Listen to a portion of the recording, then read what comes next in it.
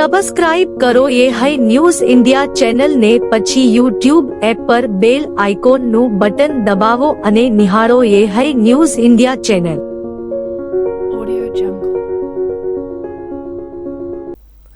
વાવ-થરાદ જિલ્લાના થરાદ પોલીસે ડ્રગ્સ વિરોધી ઝુંબેશ અંતર્ગત 2 શખ્સોને મેફેડ્રોન ડ્રગ્સ સાથે ઝડપી પાડ્યા છે. પોલીસે આરોપીઓ પાસેથી રૂપિયા 6,960ની કિંમતનું 2.320 ગ્રામ મેફેડ્રોન જપ્ત કર્યું હતું. આ અંગેની માહિતી થરાદ પોલીસે પ્રેસ કોન્ફરન્સ યોજીને આપી હતી. ત્યારે વાવ-થરાદ જિલ્લા પોલીસ અધિક્ષક ચિંતન તેરિયાની ડ્રગ્સ પ્રત્યેની ઝીરો ટોલરન્સ નીતિ હેઠળ તમામ પોલીસ સ્ટાફને કડક સૂચનાઓ આપવામાં આવી હતી. આ સૂચનાઓના આધારે પોલીસે કાર્યવાહી કરી હતી. થરાદ ટાઉન બીટના ઇન્ચાર્જને ખાનગી બાતમી મળી હતી કે થરાદ પોલીસ સ્ટેશન વિસ્તારમાં 2 વ્યક્તિઓ ડ્રગ્સનું વેચાણ કરવા આવવાના છે. આ બાતમીના આધારે પોલીસે વોચ ગોઠવી બંને શખ્સોને પકડી પાડ્યા હતા. ઝડપાયેલા આરોપીઓની ઓળખ સુજલ યાસીન સિપાઈ રહે ઘોરાવાસ તાલુકો થરાદ અને સાહિલ ગનીભાઈ ઘાંચી રહે પંચવટી થરાદ તરીકે થઈ છે. પોલીસે ડ્રગ્સ અને અન્ય સાધનો સહિત કુલ 81,960નો મુદ્દામાલ જપ્ત કર્યો છે. બંને આરોપીઓ વિરુદ્ધ NDPS એક્ટ હેઠળ ગુનો દાખલ કરવામાં આવ્યો છે. આ ડ્રગ્સ ક્યાંથી લાવવામાં આવ્યું હતું અને કોને આપવાનું હતું તે અંગેની વધુ તપાસ SOG AG રબારીને સોંપવામાં આવી છે. પોલીસ અધિકારીઓએ આ મામલે કડક ચેતવણી આપતા જણાવ્યું હતું કે વાવ-થરાદ જિલ્લા SP ચિંતન તેરિયાનો સ્પષ્ટ સંદેશો છે કે જો તમે આવી પ્રવૃત્તિમાં સંડોવાયેલા હો તો સુધરી જજો, બાકી કોઈ પણ ગુનેગારને છોડવામાં આવશે નહીં. પોલીસ અધિક્ષક સાહેબ શ્રી વાવ-થરાદ ચિંતન તેરિયા સાહેબની ઝીરો ટોલરન્સ ફોર ડ્રગ્સની નીતિ અન્વયે તમામ પોલીસ સ્ટાફને સૂચના આપવામાં આવેલી, જે અનુસંધાને થરાદ જે ટાઉન બીટના ઇન્ચાર્જ છે તેમને ખાનગી રાહે હકીકત મળેલી કે થરાદ પોલીસ સ્ટેશન વિસ્તારમાં 2 ઇસમો ડ્રગ્સનું વેચાણ કરવા માટે આવે છે. જે અનુસંધાને વોચ રાખી તેઓને પકડી પાડવામાં આવે છે. તેઓની પાસેથી મેફેડ્રોન ડ્રગ્સ 2.320 ગ્રામ કે જેની કિંમત છે 6,960 રૂપિયા, કુલ મુદ્દામાલ 81,960નો કબજે કરવામાં આવે છે. જે ઇસમો છે સુજલ યાસીનભાઈ સિપાઈ રહે ગોરાવાસ તાલુકો થરાદના છે. બીજા ઇસમ છે સાહિલ ગનીભાઈ ઘાંચી જે પંચવટી થરાદના છે. બંને ઇસમો ઉપર કાયદેસરની કાર્યવાહી કરી NDPS લગતનો કેસ કરવામાં આવેલો છે. તમામ મુદ્દામાલ કબજે કરવામાં આવેલો છે. ગુનો રજીસ્ટર કર્યા બાદ સદરુ જે મુદ્દામાલ છે ક્યાંથી લાવેલા અને ક્યાં આપવાનું તેના માટે SOG AG રબારી સાહેબની આગળની તપાસ આપવામાં આવેલી છે. અને હું આપ સૌના માધ્યમથી જે આવી અનિચ્છનીય પ્રવૃત્તિ કરતા ઇસમો છે તેમને જણાવવા માગું છું કે SP સાહેબનો સ્પષ્ટ સંદેશ છે કે આવું જો કરતા હોય તો સુધરી જાઓ, નહીંતર કોઈ પણ ગુનેગારને છોડવામાં નહીં આવે. આ ગુનેગાર ઉપર અગાઉ કેસ દાખલ થયેલો? ના, આના વિરુદ્ધમાં હાલ તપાસ ચાલુમાં છે. વાવ-થરાદ જિલ્લામાં અરંટવા અને કોચલા ગ્રુપ ગ્રામ પંચાયતમાં વિકાસના કામો ન થતો હોવાનો અને સરકાર તરફથી મળતી ગ્રાન્ટના દુરુપયોગ થતો હોવાનો ગંભીર આક્ષેપો સાથે ગ્રામજનોએ આજે જિલ્લા વિકાસ અધિકારીને જિલ્લા કલેક્ટરને લેખિત રજૂઆત કરી છે. ગ્રામજનોએ સમગ્ર મામલે તાત્કાલિક અને નિષ્પક્ષ તપાસની માંગ કરી જવાબદાર વ્યક્તિઓ સામે કડક કાર્યવાહી કરવાની માંગ ઉઠાવી છે. ગ્રામજનોએ રજૂઆતમાં જણાવ્યું હતું કે છેલ્લા 3.5 વર્ષથી પંચાયત બોડી ચૂંટાયેલી હોવા છતાં બંને ગામોમાં નોંધપાત્ર વિકાસના કામો થયા છે. ગ્રામ વિકાસ માટે આવતી સરકારી ગ્રાન્ટનો યોગ્ય ઉપયોગ થતો નથી તેવી શંકા વ્યક્ત કરી ગ્રામજનોએ ખર્ચના હિસાબો જાહેર કરવાની માંગ કરી હતી. હાલમાં ચાલી રહેલા RCC રોડના કામ અંગે પણ ગ્રામજનોએ ગંભીર સવાલો ઉઠાવ્યા હતા. તેમના જણાવ્યા મુજબ જૂના RCC રોડ પર નવો રોડ બનાવવામાં આવી રહ્યો છે. કામમાં નીચી ગુણવત્તાનો મટીરીયલ વપરાતો હોવાનો આક્ષેપ કરતા ગ્રામજનોએ જણાવ્યું કે ભારે વાહનો પસાર થતા રોડ તૂટી જવાની શક્યતા છે. તેમણે ટેકનિકલ નિરીક્ષણ કરાવી ગુણવત્તાની ચકાસણી કરવાની માંગ કરી છે. નવા ગામતળ ઉપરથી જેટકોની હેવી લાઇન નાખવામાં આવ્યો છતાં પંચાયત પાસેથી કોઈ સ્પષ્ટ મજબૂત જવાબ મળતો નથી તેવો આક્ષેપ ગ્રામજનોએ કર્યો છે. પંચાયત બોડીએ પોતાની મનમરજીથી જૂના ઠરાવો બદલ્યા હોવાના તેમજ ઘણા ઠરાવો ગ્રામસભા બોલ્યા વગર પસાર કર્યા હોવાનો પણ આરોપો લગાવાયા છે. કોચલા ગામમાં મધ્યમાં આવેલું ધાર્મિક મહત્વ ધરાવતું તળાવ સફાઈના બહાને પૂરાઈ દેવામાં આવ્યું હોવાનો ગંભીર આક્ષેપ કરવામાં આવ્યો છે. ગ્રામજનોએ જણાવ્યું કે તળાવ પૂરાઈ જવાને કારણે ચોમાસામાં પાણીનો નિકાલ થતો નથી અને આસપાસના ઘરોમાં પાણી ભરાઈ જાય છે, જેના કારણે લોકો આર્થિક નુકસાન ભોગવી રહ્યા છે. ગ્રામજનોએ માંગ કરી છે કે તમામ કામોની તકનીકી તપાસ કરાવી ખર્ચના હિસાબોનું ઓડિટ કરવામાં આવે, સરકારી નાણાંનો યોગ્ય ઉપયોગ થાય અને નિયમ મુજબ વિકાસ કાર્યો પૂર્ણ થાય તેની ખાતરી કરવા અને જવાબદાર વ્યક્તિઓ સામે યોગ્ય કાર્યવાહી કરવાની પણ માંગ ઉઠાવી છે. આ બાબતે ઇન્ચાર્જ તલાટી લલિતભાઈનો ટેલિફોનિક સંપર્ક કરતા જ તેમણે જણાવ્યું હતું કે તેઓ છેલ્લા 2 મહિનાથી ચાર્જમાં છે અને તેમને આ અંગે કોઈ લેખિત રજૂઆત મળી નથી. અગાઉના તલાટી પાસે આ મામલે વધુ માહિતી મળી શકે તેવું હોવાનું તેમણે ઉમેર્યું હતું. ત્યારે હાલ તો સમગ્ર મામલો જિલ્લા તંત્રના ધ્યાન પર પહોંચ્યો છે. હવે તંત્ર કઈ દિશામાં કાર્યવાહી કરે છે જે હવે જોવું રહ્યું. સુબાભાઈ ખુમાભાઈ, હું કોટલા ગામનો નાગરિક છું અને અરંટવા પ્રાથમિક શાળામાં શિક્ષક તરીકે ફરજ બજાવું છું. મેં આ કોટલા ગામના જે સરપંચ છે, એમ તો મહિલા સીટ છે, પણ જે વહીવટ કરે છે મગાભાઈ ભારમાં, એમને મેં વાત કરી હતી કે ગામમાં જે ગામથી કરીને અમારા સમાજ બાજુ અનુસૂચિત જાતિના સમાજ સુધી જે આવે છે સીસી રોડ, એ કાચો રસ્તો છે, બનાવી આપો. તો એમને એ વખતે એવું કીધેલું કે ગ્રાન્ટ કોઈ આવતી નથી. અને જ્યારે રોડ બન્યો છે હાલ સીસીસી, એના પહેલાં 10 દિવસ પહેલાં મેં ફોનથી વાત કરી હતી કે રોડ તો કે આવી કોઈ ગ્રાન્ટ છે નહીં. અને પછી જે હાલ આવ્યો છે બનાવવાનું છે, તમારે ગ્રાન્ટ નથી. તો મેં કીધું હું એ માહિતી અરજી આરટીઆઈ કરી અને માગું. તો કે તમારે જે કરવું એ છૂટી છે, આરટીઆઈ કરવી હોય તો આરટીઆઈ કરી શકો છો, અને લખી છે હજી આપવાની બાકી છે. નમસ્કાર, મારું નામ ચૌધરી મોતીભાઈ દાનાભાઈ છે. હું કોટલા ગામનો રહેવાસી છું. સરકાર શ્રીના જે બી કામો હોય વિકાસના કામો તો આવે છે, પણ અમારા ગામમાં એકદમ એની વિપરીત દિશામાં છે. અમારા ગામમાં સરપંચ શ્રી ગોમતીબેન છે, ઠાકોર ગોમતીબેન, પણ વહીવટ એમના પતિ કરે છે. અને તલાટી અને સરપંચ મિલીભગત થઈ અને ખોટા ઠરાવો પણ કરેલા છે. વિકાસના કામોમાં તમે જોઈ શકો છો કે આ પાછળ તળાવ છે. તળાવ ખોદવાની સરકાર કામગીરી આપે છે, પણ આ તલાટી મિલીભગત કરી અને બુરવાનું કામ કરે છે સફાઈની યાર્ડમાં. અમારા ગામમાં હરેક ગામમાં સરકાર તળાવ ભરવાની યોજના લઈએ છે. અમારા ગામમાં માટીથી તળાવ ભરાય છે. અને તમે આ બાજુ શાળા જોઈ શકો છો. શાળાની એક્ઝેક્ટ સામેની સાઈડ વેસ્ટ કમ્પોઝ કચરો પડ્યો છે. એ કચરાનો કોઈ દિવસ નિકાલ કરતા નથી. જે વિકાસ કરવાનું છે એ નથી કરતા, અને નથી કરવાનું એ વારંવાર કરે છે. અને ખોટા ઠરાવો પણ અગાઉ પણ કરેલા છે. પટેલ નાગજીભાઈ મલાજી, ગામ કોટલા રહેવાસી, અમારા ઘરથી સભ્ય છે. આજ દિવસ સુધી તલાટીએ કોઈ દિવસ સાધારણ સભા ભરી નથી, અમને કોઈને બોલાયા નથી, અને ભ્રષ્ટાચારનું બધું કામ કરે છે. અને કોઈ બી મિટિંગ હોય તો આજ સુધી અમને સમાચાર કે ફોનથી કે કોઈ રીતે કે અમને બોલાયા આપ જ નથી. શું કાકા વિકાસના કાર્યો થયા? વિકાસના કાર્યો કર્યા છે, પણ એની મનફાવો કરે છે, કોઈ બધું ભ્રષ્ટાચારમાં જ કરે છે. એવું છે? કઈ જગ્યાએ કામ ચાલે છે હાલમાં? હાલમાં રોડ ઉપર રોડ કર્યું પાછું. તલાટીનું નામ તો સરપંચ કોણ છે? સરપંચ છે મહિલા. વહીવટદાર કોણ કરે છે? એમના પતિ. શું નામ છે એમના પતિના? મગાભાઈ ભારમાજી. બનાસકાંઠા જિલ્લાના પાલનપુર ખાતે જિલ્લા પ્રભારી સચિવ મોના કંધારના અધ્યક્ષસ્થાને અને જિલ્લા કલેક્ટર મિહિર પટેલની ઉપસ્થિતિમાં જિલ્લા કચેરી ખાતે સર્વગ્રાહી સમીક્ષા બેઠક યોજાઈ હતી. બેઠકમાં SIR, રોડ રસ્તા, આરોગ્ય, શિક્ષણ, હર ઘર નળ યોજના તેમજ જિલ્લાના નવા પ્રોજેક્ટ સહિતના વિવિધ વિકાસ કાર્યોની વિગતવાર સમીક્ષા કરવામાં આવી હતી. બેઠક દરમિયાન જિલ્લા પ્રભારી સચિવ મોના કંધારે જણાવ્યું હતું કે જિલ્લામાં નિર્માણ પામનારા રોડ રસ્તાઓ યોગ્ય અને દીર્ઘદ્રષ્ટિપૂર્વક પ્લાનિંગ સાથે તૈયાર થવા જોઈએ. તેમણે સ્પષ્ટ સૂચના આપી કે રોડના કામનું સતત 3 વર્ષ સુધી મોનિટરિંગ કરવામાં આવે અને ગુણવત્તામાં કોઈપણ પ્રકારની બેદરકારી ન રહે. રોડ નિર્માણની સાથે ગટર વ્યવસ્થા તથા પાણીની પાઇપલાઇનનું સ્ટાન્ડર્ડ મુજબ સંકલિત પ્લાનિંગ કરવામાં આવે અને તેમાં વપરાતા મટીરિયલ્સની ગુણવત્તા જળવાઈ રહે તે બાબતે ખાસ ધ્યાન આપવાની સૂચના આપવામાં આવી હતી.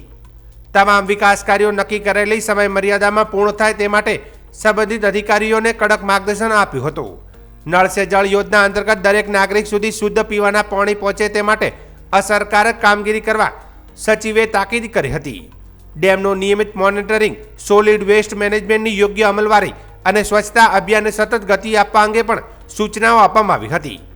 આરોગ્ય ક્ષેત્રે તેમણે જણાવ્યું હતું કે ગર્ભાવસ્થાથી લઈને માતૃત્વ સુધી મહિલાઓની આરોગ્ય સંભાળ સુનિશ્ચિત કરવામાં આવે. માતા અને બાળકના આરોગ્ય સંબંધિત યોજનાઓનો અસરકારક અમલ થાય તે માટે તંત્ર સજાગ રહે તે જરૂરી હોવાનું જણાવ્યું હતું. શિક્ષણ અંગે પણ ચર્ચા કરતા તેમણે જિલ્લામાં દરેક બાળકને ગુણવત્તાયુક્ત શિક્ષણ મળે, ખાસ કરીને સાયન્સ અને વ્યવસાયિક શિક્ષણ મજબૂત બને તે માટે સંકલિત પ્રયાસો કરવાની જરૂરિયાત દર્શાવી હતી. ડ્રોપ આઉટ રેશિયો ઘટાડવા તથા સતત શિક્ષણ સુનિશ્ચિત કરવા માટે વિભાગોને કામગીરી તેજ કરવાની સૂચના આપવામાં આવી હતી. બેઠક પૂર્ણ થયા બાદ જિલ્લા પ્રભારી સચિવ PM શ્રી મલાણા પગાર કેન્દ્ર પ્રાથમિક શાળાની મુલાકાત લીધી હતી.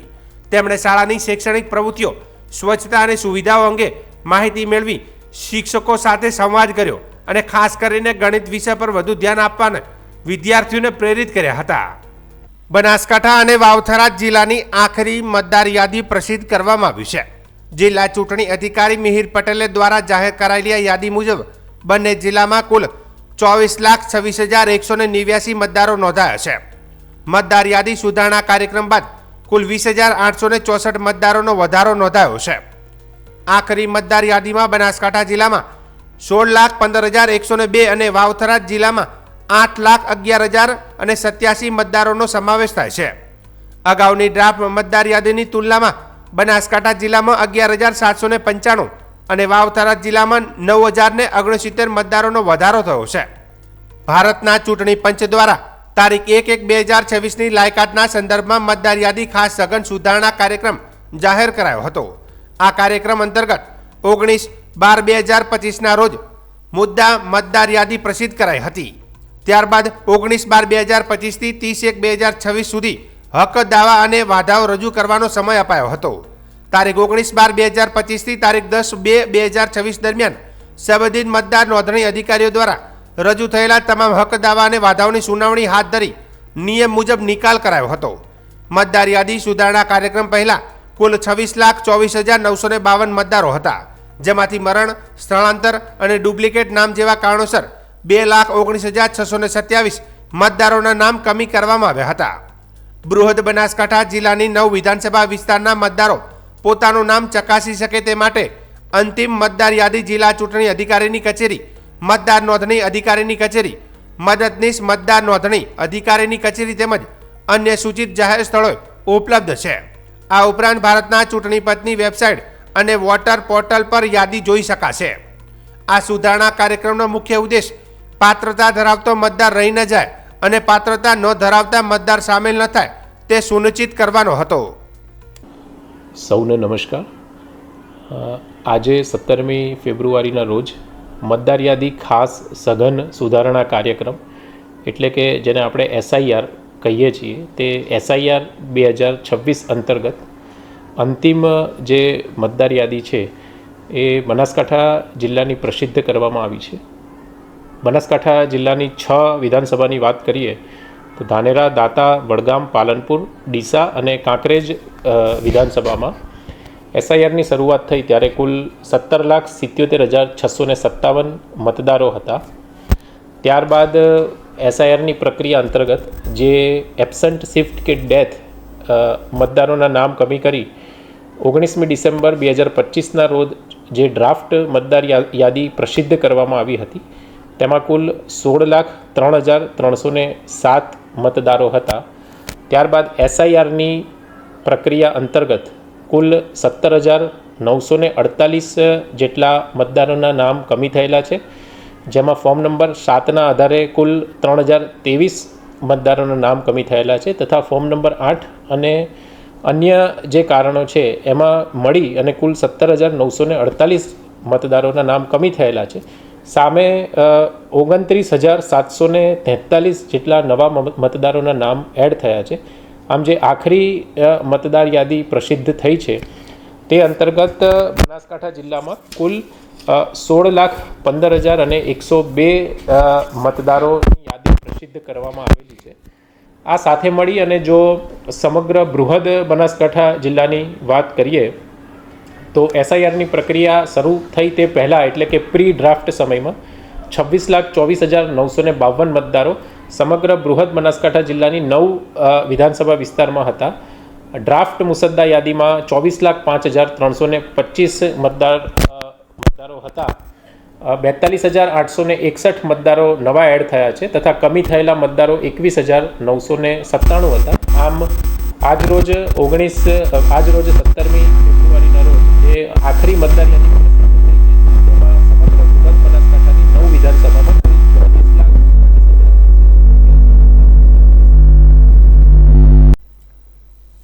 વાવથરાદ જિલ્લાના દિયોદર પંથકમાં સેવા પોથીના નામે શિક્ષકો પાસેથી ₹500 વસૂલાતા હોવાના વિવાદે તીવ્ર સ્વરૂપ ધારણ કર્યું છે.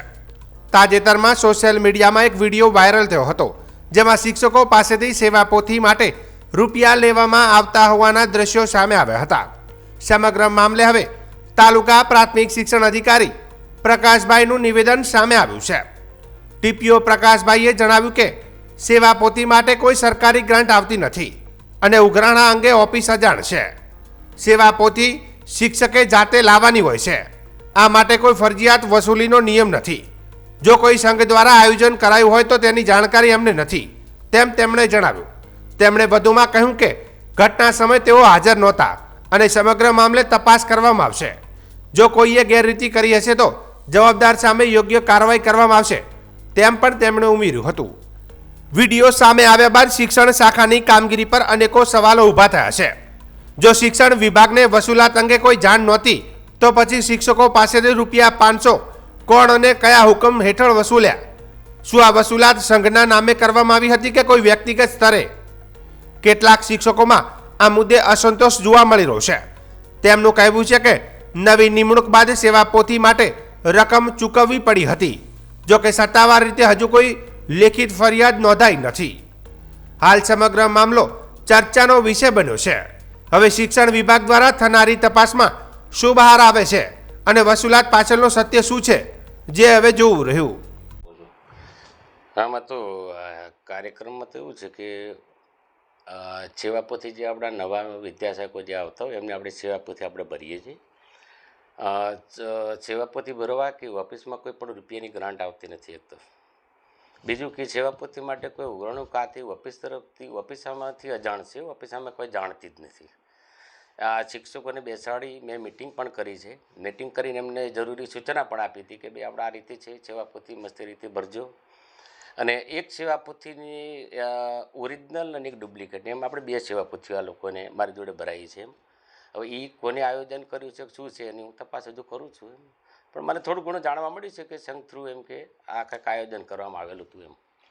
અને મારી જોડે કોઈ સ્ટાફ તો છે જ નહીં. એક ભાઈ છે હંગામી છે, કરાર આધારિત એક ભાઈ કામ કરે છે, બાકી તો મારી જોડે કોઈ સ્ટાફ નથી એમ.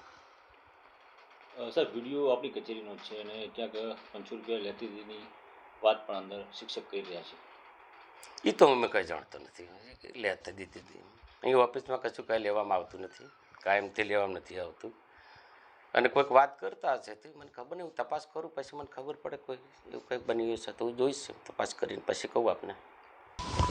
નહીં એવો કોઈ આદેશ ના હોય. આમાં કોઈ ગ્રાન્ટ જ નથી આવતી તો આદેશનું કહેવાય. સેવાપોથી તો અમારે જાતે જ અમારે લાવવાની હોય, જે તે વ્યક્તિને જાતે જ સેવાપોથી લાવવાની હોય છે.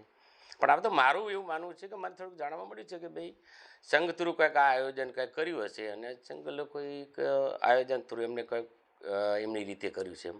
જો કે હું તો હતો જ નહીં અને મને તો આ વાતથી હું તો સાવ અજાણ છું એમ. અને એવા કોઈ ₹500ની કોઈ ઉઘરાણું કરવામાં આવ્યું જ નથી.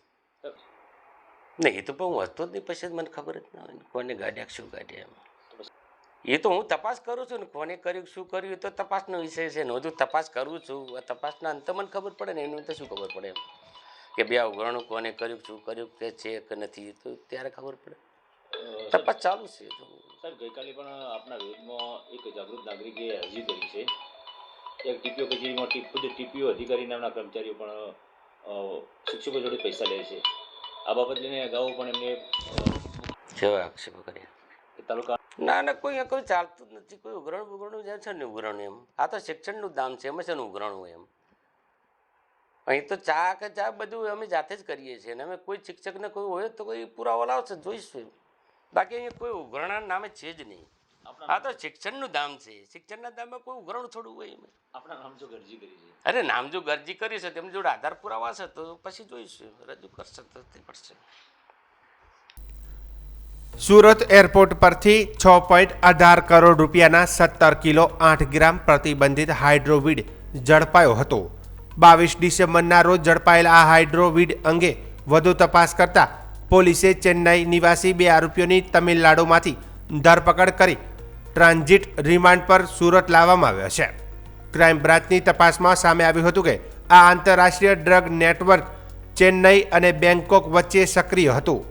પોલીસ મુજબ છેલ્લા 2 વર્ષથી આ ગેંગે विविध शहरों में हाइड्रोवीड की सप्लाई कर रहा था। इन्फॉर्मेशन के आधार पर क्राइम ब्रांच के इंस्पेक्टर और उनकी टीम के द्वारा एयरपोर्ट पर रेड की गई थी। एयरपोर्ट से दोनों को, जब फ्लाइट लैंड हुई, इन दोनों को पकड़ा गया, उनका लगेज चेक किया गया तो उसमें से 17.600 ग्राम जितना हाइब्रिड वीड मिला, जिसकी करीबन मार्केट वैल्यू 6.18 करोड़ जितनी होती है।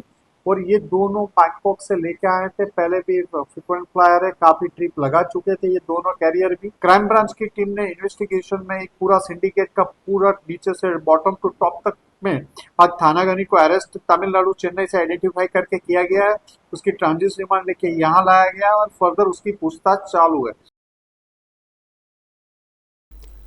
ગુજરાત એટીએસ અને ઇન્ડિયન કોસ્ટગાર્ડનું સંયુક્ત ઓપરેશન કરવામાં આવ્યું હતું, જેમાં પોરબંદર નજીક દરિયામાંથી 200 કિલોથી વધુ ડ્રગ્સ ઝડપાયું હતું। આ સાથે જ 2 લોકોની પણ ધરપકડ કરવામાં આવી છે। કોસ્ટગાર્ડ દ્વારા પીછો કરી 140 માઇલ દૂર સ્પીડ બોટને ઝડપી પાડવામાં આવી હતી। આ ડ્રગ્સ ગુજરાત થઈ પંજાબ મોકલવાનું હતું। આરપીઓ પાસેથી મોબાઈલ ફોન અને શંકાસ્પદ કેમિકલ પણ મળી આવ્યું છે।